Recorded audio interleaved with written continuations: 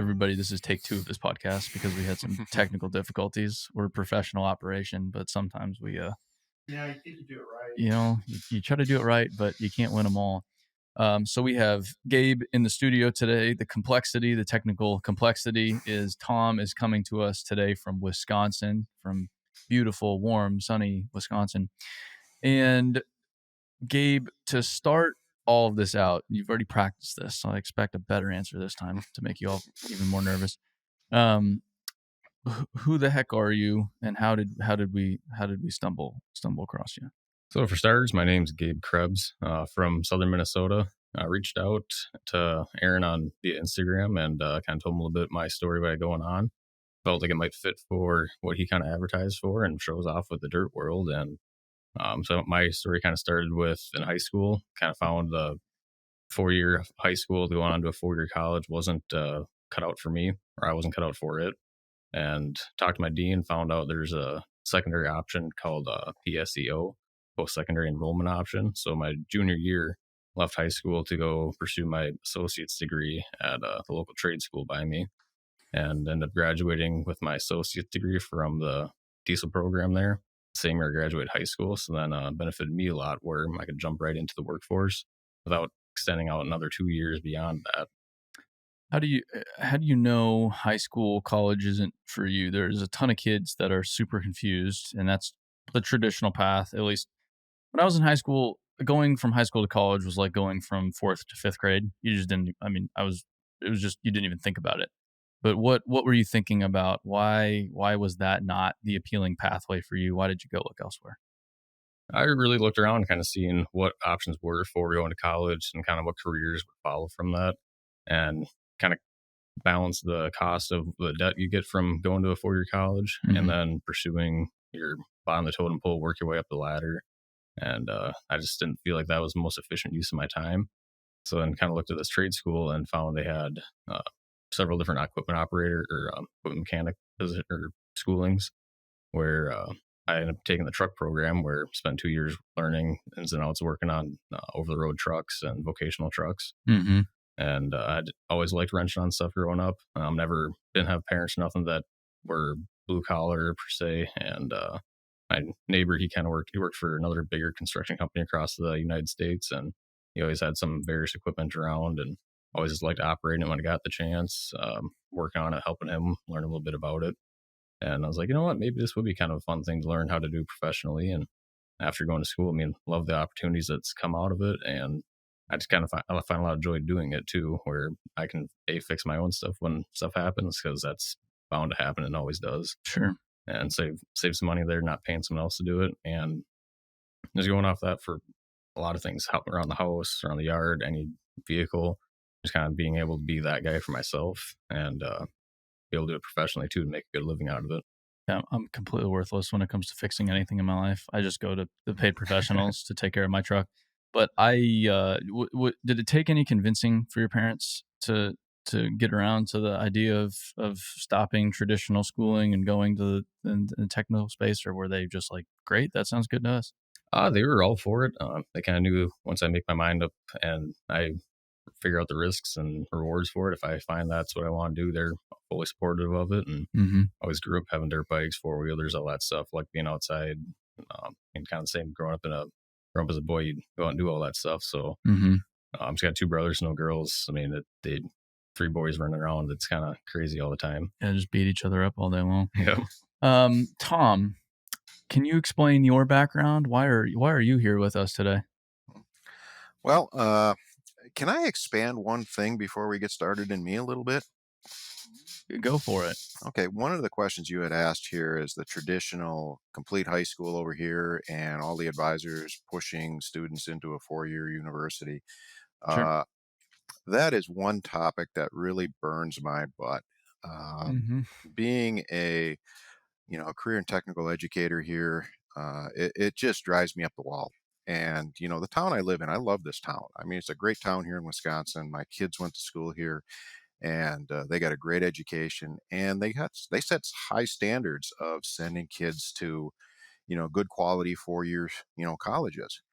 The problem is most of those students who leave the high school and try for a 4-year degree fail at the 4-year degree. And it Mm-hmm. just drives me up the wall that these advisors, and maybe it's because of our, society today, that these high schools feel that they are, I guess, judged on how many students go to a 4-year university. They don't get judged on how many pass, but they get judged on how many people they send to a 4-year university.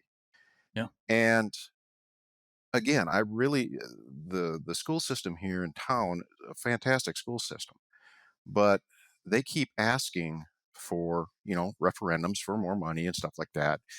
We just had a referendum here to add on to the high school, and uh, build a high school. We're bringing more and more people into our town, so we have to add on. Our classes are growing.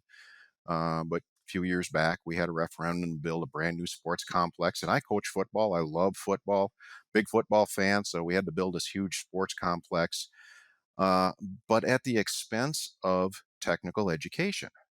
Mm-hmm. And that just drives me up the wall. Before I came into town over here, they had another referendum where they spent millions of dollars building a brand new auditorium. Now, their old auditorium, yeah, needed updating, but they had to build this brand new auditorium. And of course, the school board was saying that, we want to introduce our students to the arts. We really want to make our students well rounded, but at the expense of what? So Sure. we have kids in our town that can sing and dance around a broken tractor, but can't fix it. I'm sorry, but that's what it is. We can sing and That's dance so and have funny. show tunes around a broken tractor, but we can't fix it. Yeah. The problem is, I mean, we're up against a pretty formidable system that's designed to send kids to college. I mean, a lot of schools are graded and often funded on how many kids are you sending to college. That's the determination of a successful high school. It's not how successful are the kids long term. That's not any No, kind of metric whatsoever. It's how many kids do you send to college, and that's e- how much money we're going to give you, and that's how I'm going to go send my kid to your school. exactly. And it just drives me up the wall. I sat in both my kids who graduated out of the school sat in both of their awards program. There's like 75 different scholarships that we're giving out. Okay. Hmm. Two scholarships were given out to a 2-year technical college. The rest of them were all to 4-year colleges. Sure. And Yeah. and that's ridiculous. So I can be Yeah. on the soapbox for a long time. I know we got a lot of other things to talk about. So I guess a little bit about myself here, and who I am. My name is Tom Wozniak. I am a diesel instructor at Madison Area Technical College in Madison, Wisconsin. I've been doing this full time here at the college since 2003, part time since 1996. I've been involved in the diesel industry since the mid 80s. Uh, I'm also the state director for the Post Secondary Association of Skills USA for the state of Wisconsin. I manage the whole state on the post secondary side.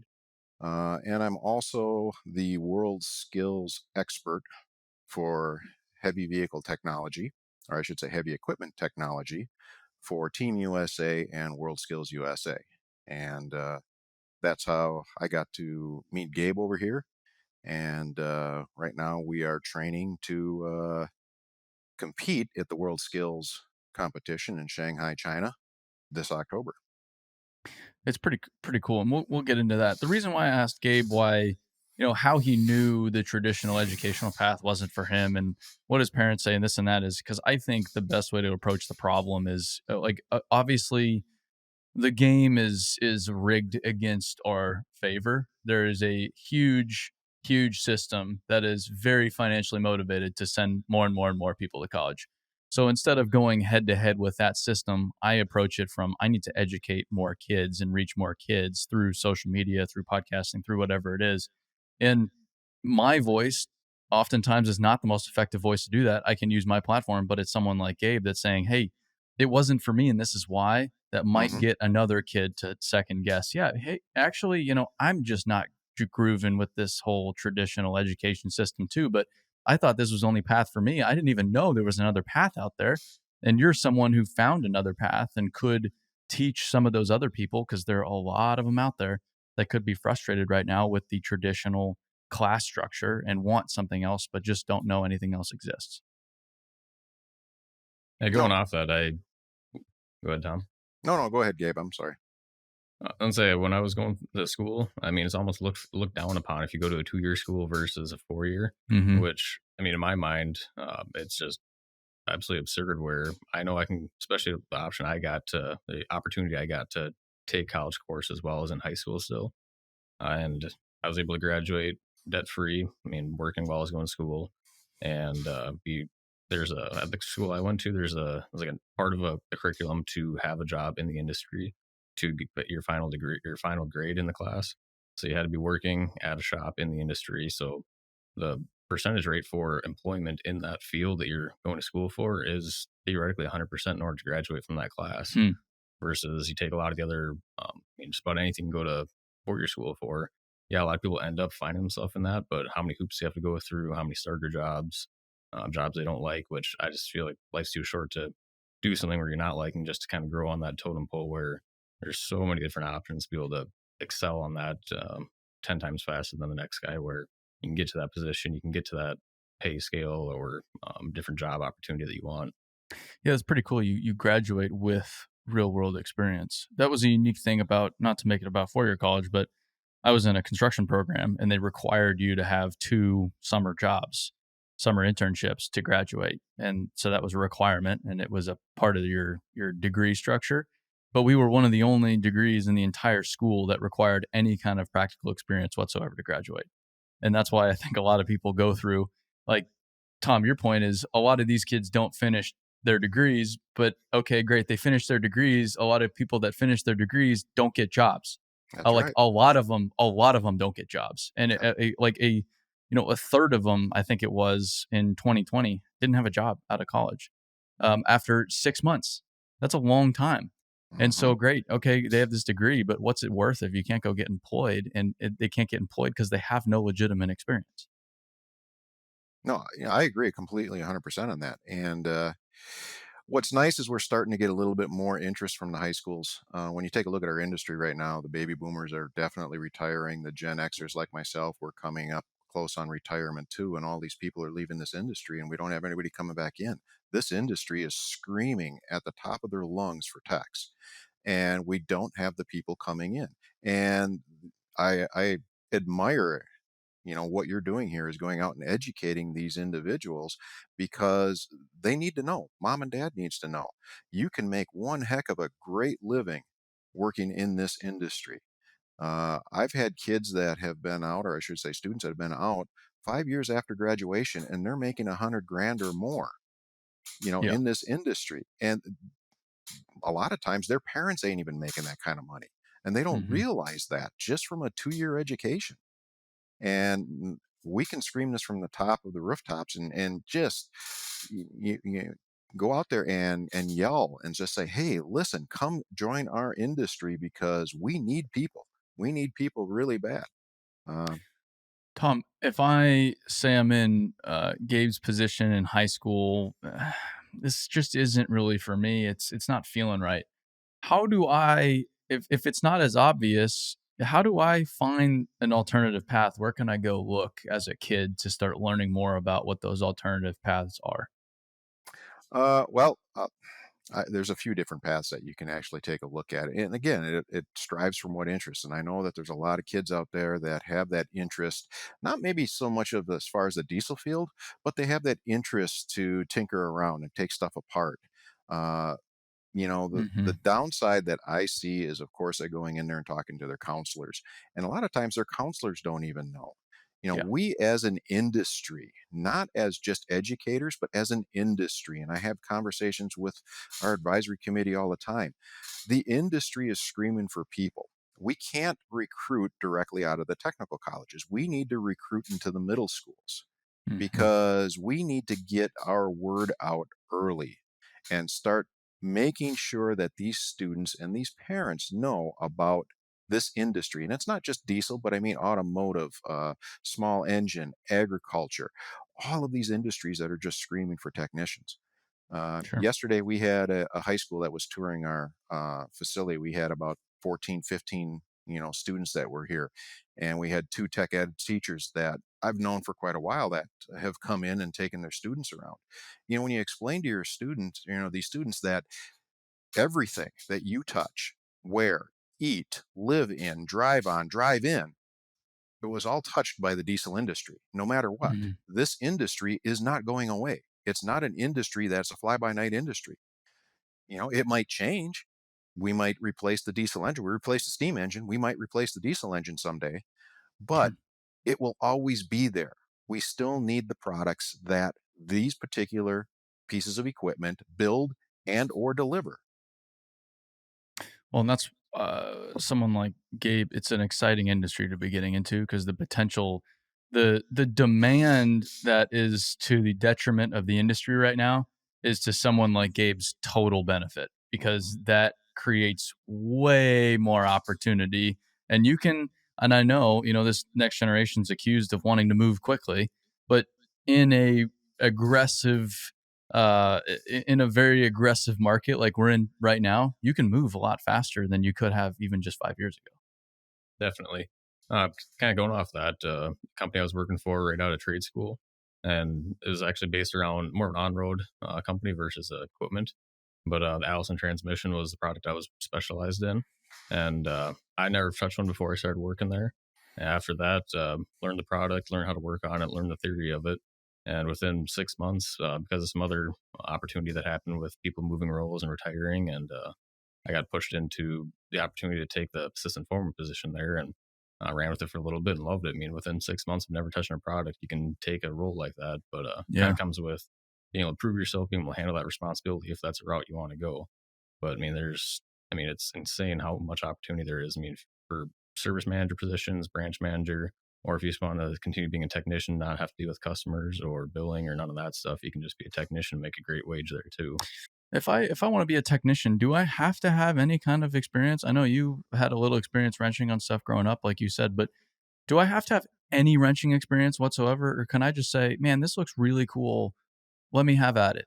Honestly, from the side of running a shop and seeing technicians come and go, I'd rather take in someone that is super excited about the product, doing the work, Hmm. than someone that has 10 years but thinks they're the bee's knees and don't have to prove themselves and just kind of wants to skate by. Yeah. I mean, that's just kind of mentality thing. So it's a lot about selling yourself versus what you know. I mean, anyone's trainable for a product, but there's certain things that you can't train or engrave in someone, such as the mentality factor of I'm going to go to work, I'm going to prove myself every day, I'm going to try to do the best I can every day. If you don't have that engraved in you, I mean, you're not going to be any higher above than someone that has 5, 10 years of experience. Sure. What do you think on that, Tom? Well, uh, can an individual come right out of high school without any experience and get into this industry? Yes. I'm not saying that they can't. Would Hmm. you be more successful if you go on and earn an education? I think that would even be the best for an individual. I was having this conversation with a kid yesterday. He is working as a youth option student in the local fleet in his town. He's sweeping floors, emptying garbage, helping the technicians out over there. His plan was after he graduates there, this coming, early June, that he was going to go in there full time and start wrenching. And it's like, well, what are you going to start doing? Well, they're going to have me help do brake jobs and maybe some wheel seals, but for the most part, preventative maintenance. And hey, Hmm. this is great. I really understand that. And I says, well, have you helped anything yet? And he says, yeah, I helped do a brake job. Okay, why'd you do a brake job? Well, the brakes needed replacing. Well, how'd you know they needed replacing? What was wrong with the brakes? Did you check the S cams? Did you go through and measure wear on the S cams? Did you measure end play on the or radio play on the S cams? And start talking him through all that. And he goes, "Well, no, we just threw new shoes on." Well, that's the part of going to school. Okay, you Hmm. can easily be told what to do, and you can go ahead and go replace brake shoes. But why? Why are we replacing those? That's the part you get at school. And the other part, and we are seeing this too, where more and more, because we're in such a high demand, more and more companies are pulling people out of the high school before they go into a technical college. Uh, the training that you're getting or I should say, the on the job training is good training, but it's not the training you're going to get into a tech college. If you make a mistake on the job, now you cost the company time, comebacks, everything like that. If you make a mistake at the technical college level, I don't want to say it's hidden, but it definitely is not going to cost the company money. And Sure. that's where you really get in the technical colleges, is you get the theory that you don't get with on the job type training. If there's mistakes being made, you understand why you made the mistake, and hopefully you never make it again out in industry. And you definitely can see an individual who started out from the high school level going into this industry, and a person going through a 2-year technical program starting out in the industry. You can definitely see the growth potential in that tech school grad versus that hands-on type individual right out of high school. Definitely grow within the industry. Definitely become more of your shop foreman, your lead person, your shop managers, uh, prior to then that hands-on learning. So can they do it? Yes. Personally, for me, would I recommend it? No. I would recommend going and getting an education with it, because there's more than just learning how to turn a wrench. You have to understand the theory. You have to understand all the interpersonal skills that go along with being a technician. Sure. And and that's the hardest part. How do you deal with a customer? You're on a job site over there and you're dealing with a customer because his machine's broke down and he's losing $1,000 an hour. How do you I've deal with that I've customer? I've met a lot of technicians that don't know how to deal with that customer. Right. And No, that's no personal skills whatsoever. no, and you can't teach, I'm sorry, you can't teach that on the job. Yeah, That's something that you need to go to a technical education and start understanding what that particular individual is going through. So, and that's the part, that's we're technicians. We have to handle that. sure. So you chose a different path than most kids your age. Something that's been difficult for me, or it was, it's not as much anymore. Something that was difficult when I was starting out my company. I was on a different path than most people my age. Most people my age were, dicking around on the weekends, drinking, doing all that fun stuff. And there I was running around the country trying to build a company. And it was really isolating. And there was a lot of like, I knew I was on the path, but it was still like, oh, man, that looks pretty cool. Like, am I sure I'm not, there was a little bit of that. Has there been any of that with you doing this alternative path, or not at all? It's like, nope, hey, I picked up a wrench. I'm good to go. I haven't second guessed it once. There's definitely a kind of balance you got to find. I mean, you got to look at it. You are young. This is the time to go have fun, experience some of that stuff. But there's also the side of it where you're young. This is the time to use your time to your advantage That's it. between like investing your time into building company per se, or building yourself, building your resume, adding on to your knowledge base for what you can do, what you want to do. Especially when you're young, if you're hopping around, you spend 2 years at a job and then you're like, all right, this ain't really for me. Make another jump. When employers look at that, they see you're young. I mean, it's a little bit different than a 30, 40-year-old person looking at that. They're hopping around every 2 years. It's like, hey, why is this person hopping around? Sure. They should have figured out kind of what they want to do a little bit by now. But when you're young, now's the time. They don't look at that as critically, where you can figure out what you want to do and not have it ding you as bad. Yeah. But I definitely don't have any regrets for any path I've chose for spending my time, instead of going out to parties and all that stuff, spend it hanging out with people my parents' age in the shops while I'm looking at their equipment, various other company owners. And I mean, you just kind of learn a lot of life lessons from things they've experienced. You learn a lot more by listening than talking to, especially your older generations out there. Hmm.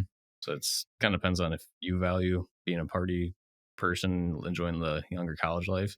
There's nothing wrong with that. It might just take you a little longer if you want to get to a different spot in your life to grow further on. Sure. Um, Tom, how so this guy obviously is kind of the future generation, the younger generation.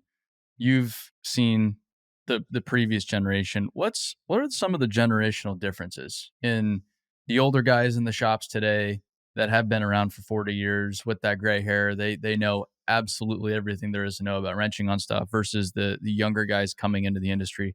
How are those generations different? Uh, well, I, I think Gabe kind of hit it a lot on it when he started talking before about himself, as far as what type of work ethic do you need coming into not only this industry but a lot of the industries right now. We're definitely seeing more of a introverted type generation coming in. Hmm.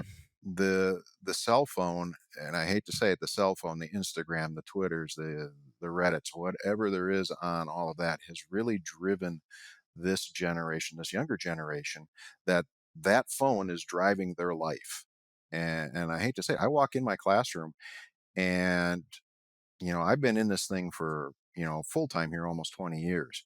When I first got into this, I mean, you walk into a classroom in the morning and it's like I couldn't shut my guys up. I mean, they were just yapping and yapping and yapping, talking about everything that happened at work, everything that happened, the night before, what they did. I mean, just yapping like crazy. And you're sitting there ready to start class. It's like, guys, hey, quiet down. Let's go. Let's get in the class here. Let's start focusing on what we Yeah. need to focus on. Now I walk into class, I can walk right up to my desk and I'll throw a paperclip on the floor, and you can hear the paperclip bounce because everybody's got their face in their phone. And it's like, really? What are you guys doing right now? Are you like texting each other? Okay, maybe I'm an old guy. Maybe that's one of those things that I can't adapt. But we're seeing, and it's not just us, we are seeing a generation right now that is just really introverted. And when they come to school, and when they come to school here, they're just happy just to pass. And that's the thing that just drives me up the wall. Why are you just happy to pass? You should be striving to be more. And Well, what can we do about that, or how have you had to adjust your teaching style? a lot of the teaching styles now, what I have to do is they have to work together in groups, you know. So even That with makes like sense. even with my quizzes, my exams, everything like that, where we used to say, okay, you go out there, you learn the information. I want you to, I'm going to go through my lectures. I expect you to take notes. During our quizzes, hey, yeah, you can use your handwritten notes on my quizzes. You know, see if you were paying attention during my lectures and my demonstrations. Today, even though they take handwritten notes, they freeze up on quizzes. They can't take them, and you have to literally let them work together. Mm. And on all my exams and stuff like that, when we finally get out in the shop, I mean, it's put the phone away. It is, I don't know how, it's extremely hard. I've tried different things as far as putting the phone away when you're out in the shop. And it's the funny thing is a couple different times I say, put the phone away, or I'll take the phone and put it in like a bag or something like that in the classroom, leave that locked in the classroom while you're over here, working in the lab. Well, they go in and they're gone in the bathroom for 45, 50 minutes of the lab time because they take their phone in the bathroom. It's like, really? You can't live without your phone. And But it just, I guess going off that though, a lot of wrenching on diesel equipment nowadays is on the computer. you're right.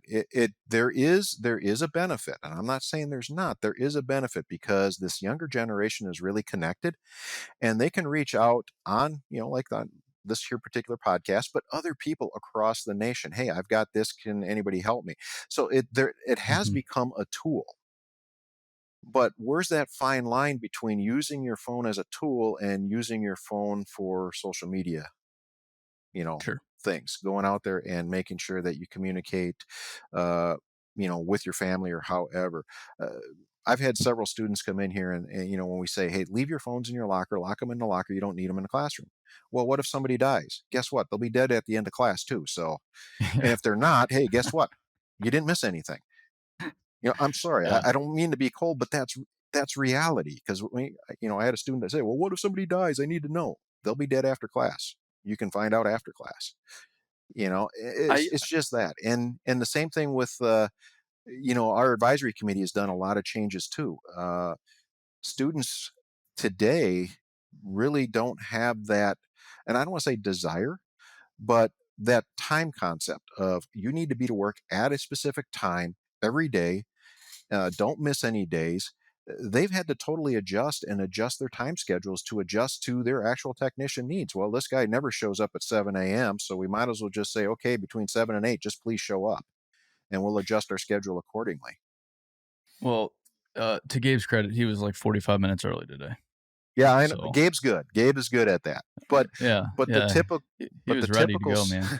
the typical student isn't. In our advisory committee, we've got over 75 partners to our program here at the college, and they all are complaining about the same thing and how they have to completely adjust their work schedule. He said it's so hard to schedule a shop because I don't know when this individual's coming in. I'm hoping he comes in before 8, but he may not. And I can't reprimand him because that's this generation. They just, okay, my students coming into my class, I always had students come into my class and we're always ready to go 7 o'clock in the morning. Now it's like 7:15, 7:20, 7:30.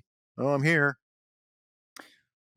Gabe, what do you think about the next generation? I mean, you seem to have it together. What's your advice to other kids?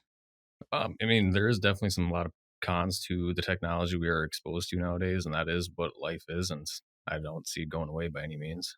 And I'm trying to use that for my advantage, where going into a shop environment, there's a lot of older technicians that definitely know the product and know how to wrench, but on the older mechanical stuff. So the newer computerized stuff at it, where again, that's also not going away. It's Sure. boatload times more efficient than whole mechanical pump line nozzle type injection systems, where everything is computerized, being diagnostic, looking at parameters. And I took adapt to it, where I see there's a spot that a lot of people weren't taking. I mean, just because they didn't want to learn that computerized system. And I like it. I mean, it's clean work too. I mean, you can be a decent mechanic and be clean at the end of the day, where you're working on traveling between different shops, programming equipment or trucks or whatever you're doing. You can just sit there on the computer and do the stuff you need to do and make the same wage as if you're doing brake shoes or pulling motors out. I mean, all the kind of physical labor, where it kind of depends what you want to do. If you like doing that work, I mean, someone's got to. But there's also that opportunity where you can do a lot of stuff by the computer and staying clean. Sure. What are you doing today? I mean, what's your job look like right now? So right now, kind of getting back to, or I'll touch on the kind of skills operation we got going on here. So after when I was going to trade school, the first semester, probably about halfway through the semester, got exposed to WorldSkills USA. It's a state competition. Actually just happened 2 weeks ago for me and as well as Tom. And so it's a competition based around anything you go to trade school for, between diesel mechanics, which is what I participated in, out of body, automotive, culinary arts, cosmetology. I mean, you name it, there's a competition for it for what you go to trade school for. So after 2018, when I started going to trade school, I got the opportunity to participate in the state competition. And I was like, yeah, sure, why not? And one Saturday out of my life, see what happens. Did it. I mean, after as a 8-hour day, I mean, 13 stations, half hour a piece. So you're graded a little bit on time completion. You only got X amount of time to do the task in, as well as completion, safety in mind, and how efficient you are doing it. Where I feel like it was a really rounded competition for anything that I would see in a shop. They had stations between setting up wheel ends, between resetting the hub, setting up brake shoes, brake stroke measurements, hydraulic stations, component identification, reading schematics. They had a running engine to kind of change up what OEM they're using. They'll have a bug in the engine. You got to look at the troubleshooting code, follow the troubleshooting steps, and narrow down what that component is that's making that code. They had electrical. I mean, it was DOT inspection. I mean, anything you'd find in a shop. It was very well rounded, I'd say. So after participating in that, I ended up taking first place at the state level in 2018, which pressed me on to go to the national conference in Louisville, Kentucky. So I went there, and again, that was only one semester into the course, beyond just previous knowledge about wrenching on stuff. And I believe I took 23rd place out of the nation, so got to see it, experience it. I mean, you got Tom kind of elaborate a little bit more on for what you're actually seeing there, but I mean, there was it 1 million plus square foot of showroom space between all the competitions going on in the expo center. Wow. And you got thousands of people walking around looking at you, photographers, orders. I mean, it's a lot of pressure beyond just what you're doing. Then after did that, kind of got experience in what you're working in out there. And the next year in 2019, went back to the state conference and was able to bring home another gold medal, and pressed on to the national conference again. And this time knew a little more to train for, knew what to expect. And after that, I was able to bring home a silver medal for Minnesota at the national contest. And after that, qualified me to apply to go to the world competition, which is held in Shanghai, China. And so after that, that was kind of right as COVID was hitting. So that selection process kind of got changed to virtual versus in person, what they've done in the past. But so Tom set up several, like 6 or 7 different projects. I'd give it 2 weeks to do it, work on it, and then submit it. Then he'd grade it, send us the next project. And after that selection process, him and as well as he had a board of people kind of evaluating all the results and help pick the next competitor. And I just happened to be, I earned my spot on Team USA to go compete for the international level in Shanghai, China. It's pretty damn cool. How did you find Gabe? Uh, well, I've been involved with Skills USA here for almost 30 years, both on the industry side and once I got into technical college on the organizational side. Skills USA has been around since 1965. Started with a very small chapter in Tennessee, had their very first national conference there, also in Tennessee, and it grew ever since to where it is today. Today, we have served well over 14 million members for Skills USA. It's a student-run organization. Nationwide, we're in all 50 states and 3 different territories. Every single year, we hold a national conference, and basically what we do is we celebrate uh, the career and technical skills of, like what Gabe was saying, of various different career paths across Skills USA. For our competition, we've got over 107 different competitions that deal Hmm. in leadership competitions, occupational competitions, so like health and occupations, and of course our big one is skilled competitions. And diesel equipment technology is the main competition, like what Gabe was talking about on the national level. Well, of course, all these states through Skills USA, they have all of their own charters or chapters, we call them, which basically is all the different schools. Whether you're a high school or you're a post-secondary, we have all kinds of different charters and schools that belong to Skills USA. They bring in the members, and every year we have a state conference in the spring, and where we hold our own type of competition. And these kids from all around these schools get together on the state level and compete to see who is the best of the best in the state. And anybody who qualifies and earns a gold medal at the state competition, they qualify for the national conference in June. And then you get to go ahead and put your skills against, the remaining states that are out there in your career path. So when Gabe went, Gabe was a high schooler competing at the high school level, because there's 2 levels. You got your middle school, high school level, and then you have your post-secondary level. Hmm. So Gabe was competing at the high school level. He had won his state conference over there 2 years in a row. Like I said, when he went down to the national competition in Louisville, he earned, like you said, I think 23rd place. I couldn't tell you on that one. His first time there, went back again to compete at the state, won gold again, went back down, won a silver medal. So uh, the national competition is huge. That is the single most volunteerism day, I should say week, in America. Uh, they volunteer, I should say, industry volunteers, right around 38 to 39 million dollars worth of equipment, labor, time, Wow. everything like that for this whole week. We've got over 6,700 different competitors competing in 107 different contests. We bring into the area where Gabe went, that was in Louisville. We're moving to Atlanta, Georgia here this June, but we bring in probably about 25,000 people just for this particular conference. Hmm. For competitors, spectators, industry people that come in here and help judge it, volunteers, everything like that. And it is a huge event. It is just an absolutely huge event. And And you met Gabe through this process? yes, yes, I met Gabe through this process. So about I'm back in 2017. Being a state director, we all get together for our state director training and conference in August. So 2017, as state directors, we were together in San Diego, and the executive director of Skills USA, Tim Lawrence, uh, we were just sitting there having lunch, and he knew I was in the diesel industry. And he comes up to me and he says, "Hey, do you know somebody that might be interested in being the world skills expert for Team USA?" What we're looking for is we're looking for somebody who has a good, solid diesel background, who can train an individual to compete in the 2019 Kazan Russia Championships, and we're just trying to find someone who just might be interested in doing that. And it's a huge commitment. And I'm just kind of sitting there and saying, yeah, I think I might know somebody that might be interested in doing that. So I became the WorldSkills expert for that. When you kind of think about WorldSkills is above the Skills USA national event. So everybody's very familiar with the Olympics.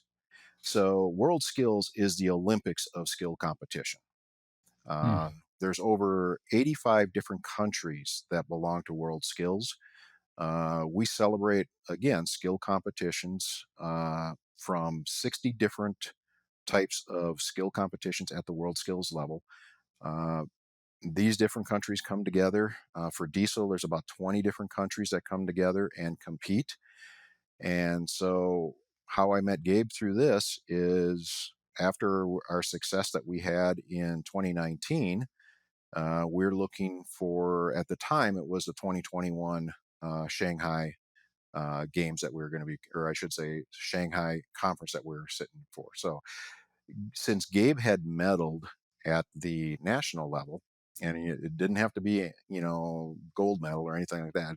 All you had to be was a medal winner. You then qualify to earn your right on Team USA. So Gabe was competing against two other individuals to earn their spot on Team USA. And that's when we started working. Like I said, the problem was back in March of 2020, everybody knows what happened. The whole country basically shut down. So instead of doing everything in person, we had to do this virtually. And like you said, we had to come up with different projects for these three individuals. I had to grade all these projects. I wanted to make sure that, the individual who was going to represent the United States of America and compete here at WorldSkills was the right individual. And I had a small team with me, about three other individuals that went through all of these various different projects. So I wanted their input as well to make absolutely sure that we've got the right individual going to Shanghai. And that's when, Gabe stood out and earned his spot here on WorldSkills. And then he and I have been working ever since. So, I mean, that's a lot of people that you're up against at that state level. And then you go to the national level, and that's a lot of people. And then you're up against, two other of the best. And then you get to that point, which is pretty cool. That's pretty neat. And I'm glad I know two people. If my diesel truck throws a code, I can give you guys a shout to help me out. So the first time you went, you got 23rd. Second time you got second. That's a pretty substantial jump there. What did you do in that year period to get that kind of improvement at the competition beyond just, okay, now I know what the competition's going to look like? Did you do some specific things there to help you in that second round? Yeah, after kind of seeing what they're actually grading on, what stations they had available, I can kind of look and see what my strengths are. All right, I'm kind of good in these sectors. I need to touch on, say, hydraulics. So throughout that year, kind of training for going back to state level and anticipating hopefully get a gold medal to be able to continue on to nationals again, which ended up happening. We really kind of tailored towards a lot of training, industry partner training specific for hydraulics. We worked on a lot of school I went to is big on Detroit and Cummins. Worked on those engines a lot, kind of get really familiar with their online software as well as their service information for people to find specs and just service procedures to be able to complete whatever tasks they might be throwing at me. So it was a lot of just repetitive stuff, get really comfortable, because that's the biggest thing where if you're there, I mean, if you're kind of good with it, then once you throw all the lights, the people and everybody else looking at you, your mind's going to go blank. You're going to forget that. So I just wanted to narrow down as best I could, nail the points that I can get, and which it ended up working out great for me. And it's I mean, not only is it the competition that's the fun part, but it's the networking once you go there. Sure. So again, like he's saying, we're all 50 states plus 3 different territories that are competing at the national level. We had in Louisville, they had the expo centers where they held the conference at, and everybody's staying at their hotel kind of with their state, as well as some other states kind of intermingle wherever you're at. But they have shuttle buses going back and forth. And one kind of story that sticks out to me, what I really liked about it was on the bus, you have a name tag and has your state on it and kind of talk to whoever else is around you. And there's a guy ended up being from Mississippi on the bus, and sat next to him, talking to him on the ride there. And like, oh, I introduced myself, Sam from Minnesota, and like, wow, bet you it's cold up there right now, ain't it? And, I mean, it was plenty warm, and in Louisville, it was about 100 degrees, pretty humid. I actually pulled up the weather to prove to him, like, no, it's actually hotter up there where I'm from. Yeah. And it was like 116 degrees and humid up in Minnesota. Miserable in the summer. Yeah, you get the best of both worlds up there. I don't know how people do it. But I mean, it was kind of cool to hear from him. Like, just the culture shock where some people actually think that in Minnesota it's ice cap year round, and then kind of explaining what we do in the winter, where like, oh, lakes will freeze over, and we'll drive our trucks out there, drill a hole, and he was just mind-boggling. Drive your truck on the lake? Yeah, I've always wanted to go ice fishing. Yeah. I know that's like a religion up north, and I've always wanted to take part in it. I've always wanted to go out there and serve on the lake, drink some brewskis, and try to pull some fish up. Oh, it's definitely a good time, regardless if you're catching fish or not. Out in the nature. I mean, you go middle of nowhere, not have a person within 10 miles of you, if not more. Yeah. Another thing we do is, snowmobiling. He was just kind of mind boggled by the theory of that. I mean, just hop on our sled and ride to the gas station if you want. That's another Minnesota thing. You guys and your ice fishing and snowmobiles, it's just hilarious. What's the motivation to do all this? Because this is all extracurricular. Yep. Right? You're still working. You're still having to live your life. What's the motivation to put all this extra effort in on this? Kind of like I was talking before. I mean, a little bit of sacrifices when you got time on your side, and hopefully set yourself up for a set career for maybe the rest of your life, if not a good chunk of it.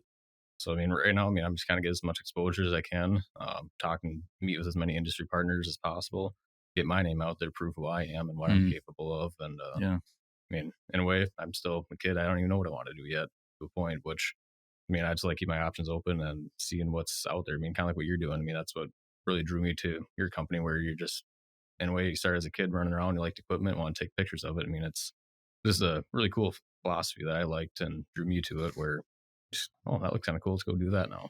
I think, your 20s are for experimenting. And a lot of kids, they get caught up in this trap where you need to determine your career when you're 18 years old. Like, dude, I probably still don't even know how to tie my shoes at 18 years old. Like, how am I going to choose a whole 40-year career? Are you kidding me?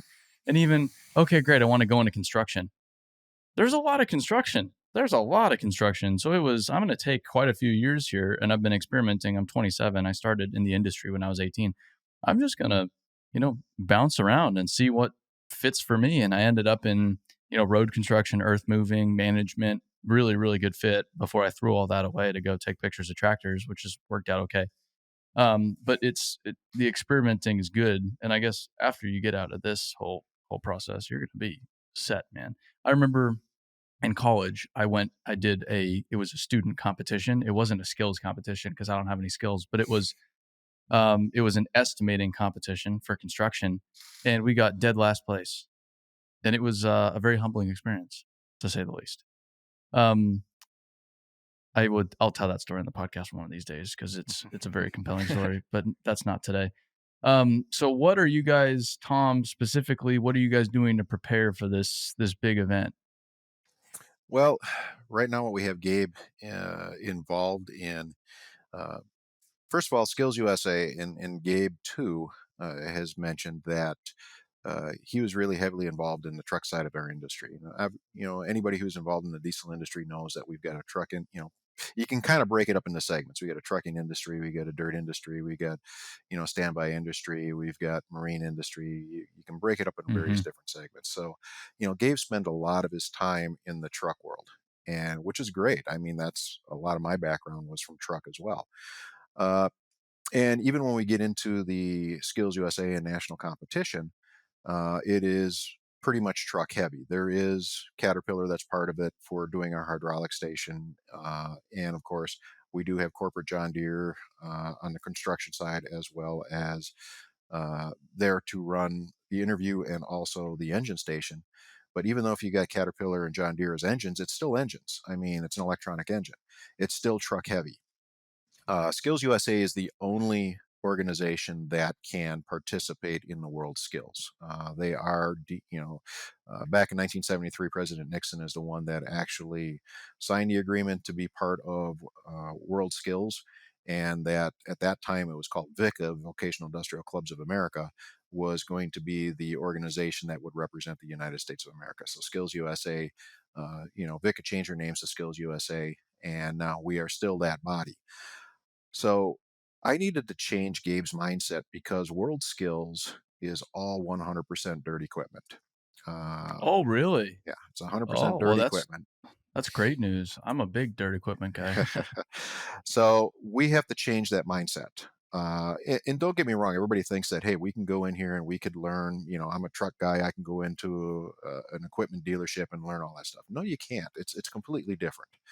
The steering is completely different. The braking systems are completely different. And the last time I checked, trucks roll on wheels, they don't roll on tracks. So Hmm.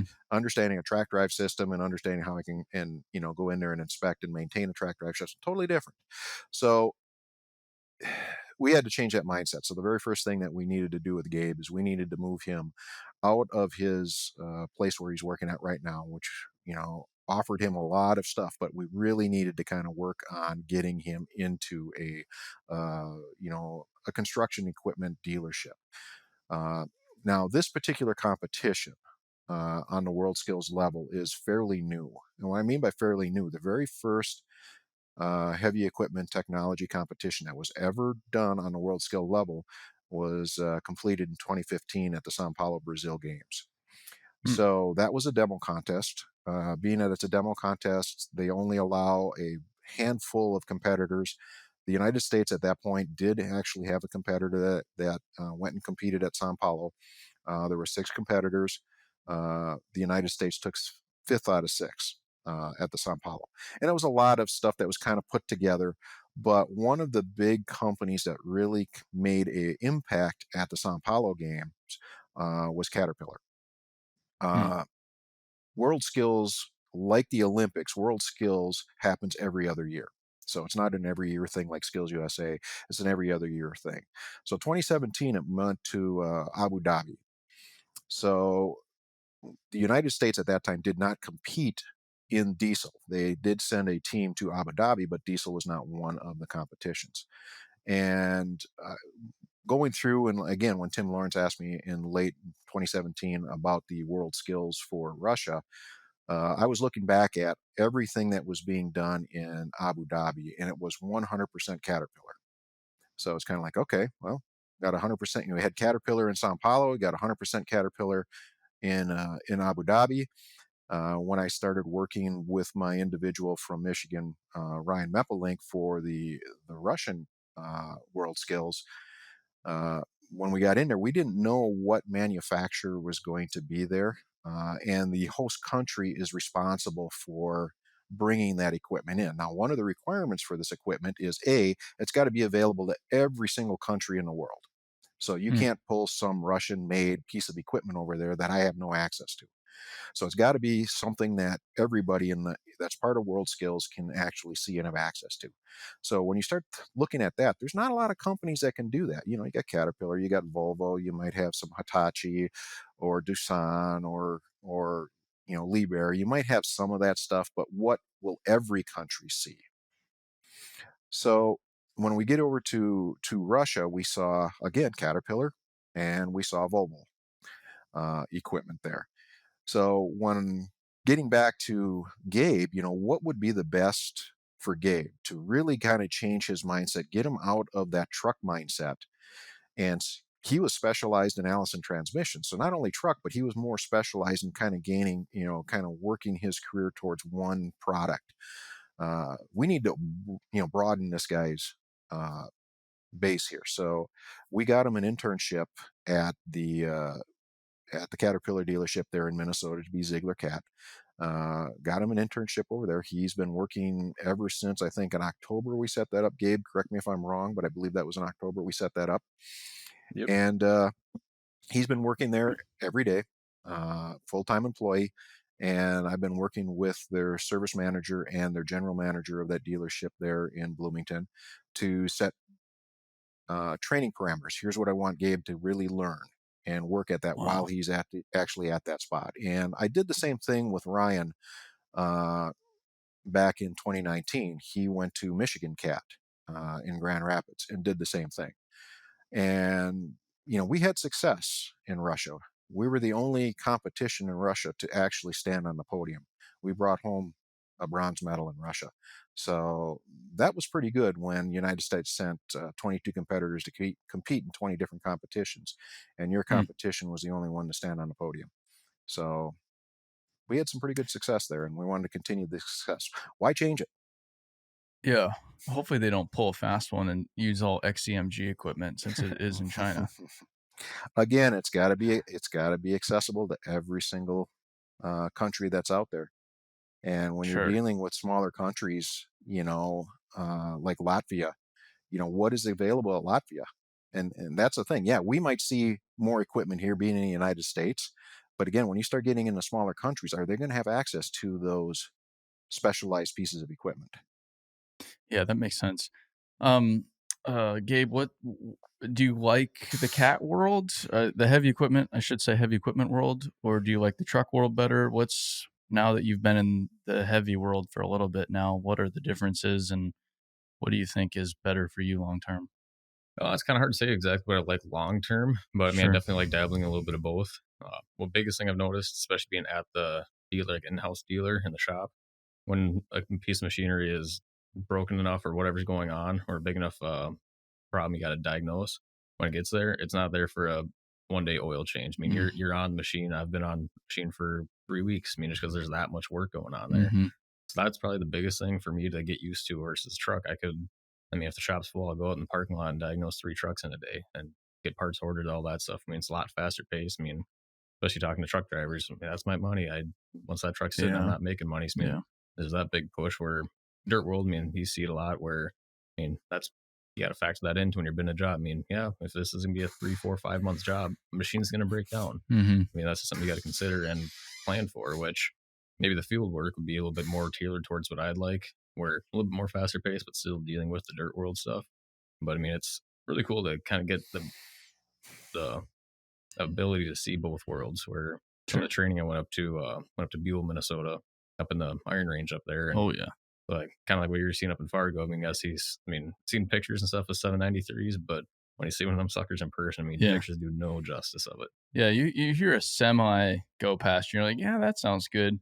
But you hear a 793 roar past you fully loaded, you're just like, there are a few better sounds I've ever heard in my life than that diesel engine just flat out right now. It is a Mhm. beautiful, beautiful sound. Huh, that's pretty cool. Yeah, that I mean, even like a D11, where they're talking. Like one thing I thought was really interesting was the first D11 I'd seen in person. I mean, Mm-hmm. in the shop I'm at, they do rebuilds. You got a couple of D9s torn apart down to the frame right now, and you had 836s. I mean, big machines. But seeing that D11, they're putting a wear package on the blade. Just the blade. After that, 70,000 pounds. I Nice. mean, it's just insane to kind of get that perspective. Where you're coming from truck world, everything's supposed to get lighter and lighter and lighter, Yeah. so you can Yeah. haul more. Where Yeah. equipment just make that sucker heavier. Yeah. Hey, heavier pushes more. You know? Well, this has been really, really good stuff. I guess to wrap up here, Tom, working with, we touched on it a little bit, but working with so many of the next generation and having a vested interest in the success of the diesel industry long term, what is your advice you'd give to the next generation if they're listening here? The advice I'd give to the next generation would be this. I mean, first of all, stay in school. I mean, that's the biggest thing. Stay in high school right now. Get your diploma. Uh, that can only help you down the road. And if you're really interested in getting into this industry, the thing you got to understand about this industry is right now, everybody wants you. I've got probably on our board about 80 different jobs right now that are available. And we only have, 40 some students that are, going through my program, 20 of them which will be graduating here next month. So the jobs are out there and they're willing to pay a lot of money. So the more that you can actually learn in a technical college or a vocational type college setting, the better you're going to be, entering into this industry. Now, the one thing that's nice about this industry is that when I went to school, I was told that a typical person from in their lifespan will change their career 5 times. And look back at my career, and I did. I probably changed my career 5 times, 6 times over. the great thing about it is I stayed within the same industry. I didn't change industries. I was still Mm-hmm. here. You can change. We don't, we need technicians, yes, but there's so many other jobs that we can do in our industry here. You can go in sales, you can go in parts, you can go into management, you can go into logistics, you can go into driving, you can go into operating and still stay within the same industry. And it's so great that you don't have to pigeonhole yourself into one thing. Yeah, I'd love to see more people in here being a technician, but just getting these people into the industry itself and understanding that you can make one heck of a living, in this industry. And don't be afraid to work, get out there. A, a 4-year college may not be for you. I look at my daughter, and now my daughter, both my kids, when they went to school here, they were straight A students.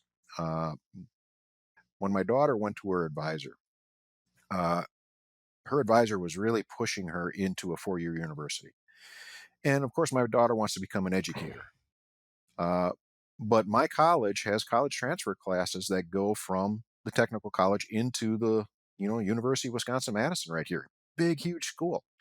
Mm-hmm. And her advisor was saying, "Oh, you don't want to go to Madison Area Technical College. That's, no, that's a flunky school." They didn't say that, but I mean, that was she was just absolutely shocked. Her advisor was absolutely shocked that, my daughter wanted to attend the college transfer program at my college.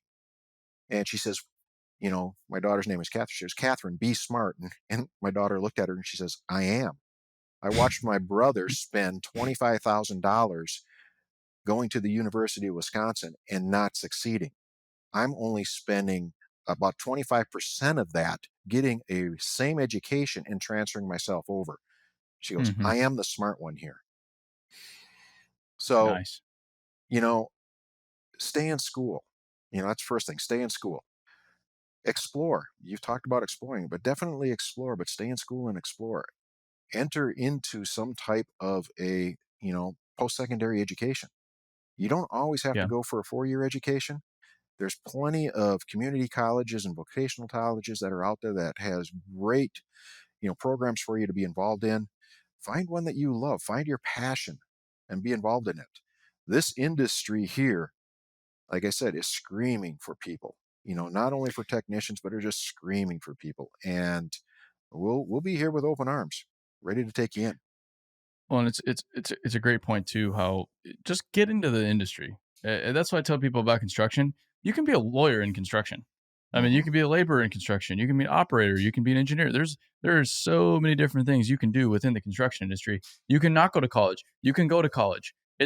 And I used to look at it from like it's either a college or not college, and oh shoot, you went to college, so you can't get into construction. No, that has nothing to do with it. It's hey, this is a cool world, and we need great people here. Yep.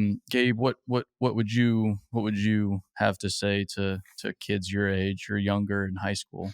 Oh, one thing I'd really like to point out, I mean, something we all experienced, I mean, just the other year when COVID shut everything down in the United States. Who was the essential workers? Who was told you have to keep working versus you're getting sent home and Mm-hmm. we no longer have a job for you?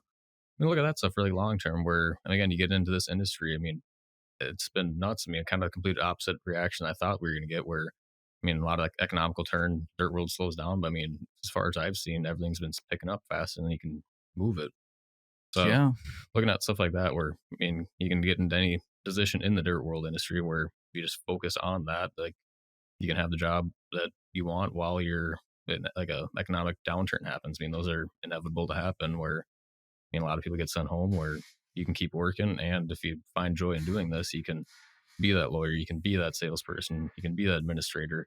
But if you just kind of find some interest in the dirt world, you can still see that cool equipment showing up on trailers to the shop or Sure. driving by different job sites and seeing, oh, I know what that machine does or what that is. And, or, hey, I worked on that one. Mm-hmm. So it's just a really cool world. There's tons of opportunity where a lot of people don't see it, where it's just, oh, I don't want to run a shovel. Or like run a manual shovel every day. It's not much of that anymore. And there still is, but a lot of it is getting really operator friendly, especially the equipment we got nowadays.